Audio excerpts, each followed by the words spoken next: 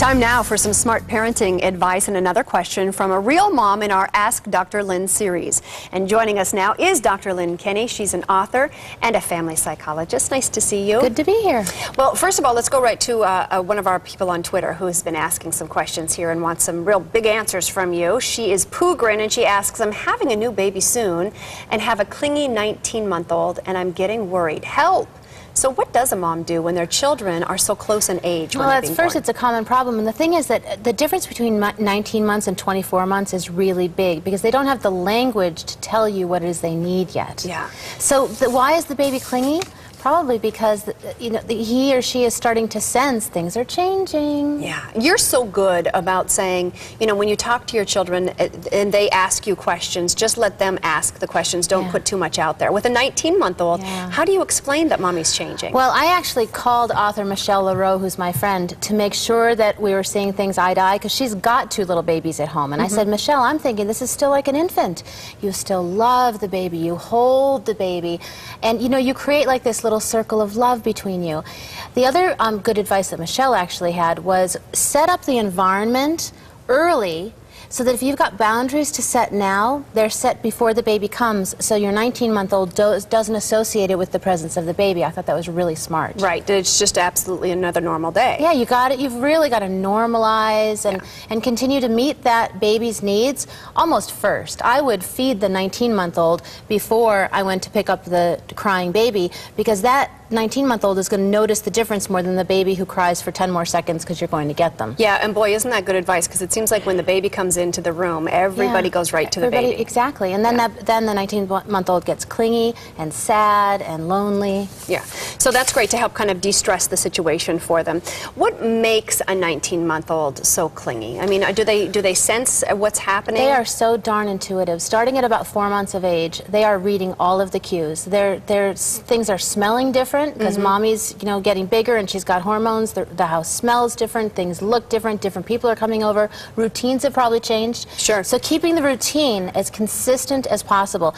Prepare your post-baby routine now. I know in the office too, you always use some of the little toys that kind of help. I do, well, I like to create a circle of love. So when I've got a baby who's like under 24 months and the new baby's coming, I create a circle of love, usually with something like pillows or a hula hoop. And then I let the 19-month-old start to have an object of affection, like these wonderful dolls. Any doll will do.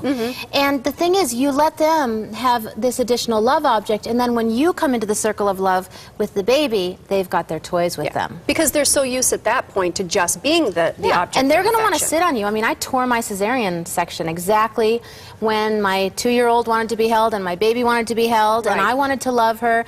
And now if I had a third, I would put them next to me, still put my arm around them, I'd put pillows around them so they still feel engulfed, but the mommy's safe from any health issues. Help people understand the power of physical touch and what that does on so many levels. Yeah, we need to hold our babies and touch our babies and rub our babies, and I would, a 19-month-old, you want to keep them away from the face of the baby. And I'm using toddler and baby interchangeably because it's a 19-month-old. It still needs so much love, right? Right. So you can teach even that 19-month-old to rub the baby's feet, rub their belly, just keep them away from the face, and make sure that if you can't hold that 19-month-old, someone else is rubbing, stroking, holding. Okay. I know we've talked before about presenting a gift to the baby. At that still, 19 months is still so tiny for they're not going to understand it. I think the earliest they'd really kind of understand it is the Smart 24. If you did it, especially if you had something that will end up being an object of affection, that would probably be something smart. Okay. Baby gave you a bunny, or baby gave you a bug, or whatever they give you. Still important just to remember that even though the baby's little, they need a lot of love. I'm glad we talked about this age range. All right. Dr. Lynne, thanks so much for being here. We appreciate it. Nice to see you. For more information, you can go to our ABC 15 website and find us under the Lifestyle tab at the top of the page.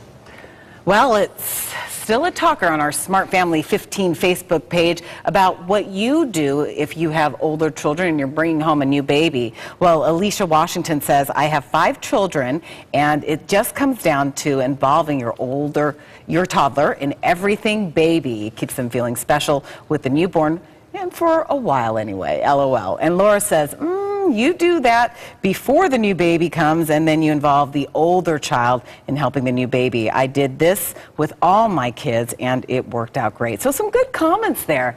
Now, Connie, while we're on the subject of children, yes. you know, Mother's Day, did you have a fun day? I did. My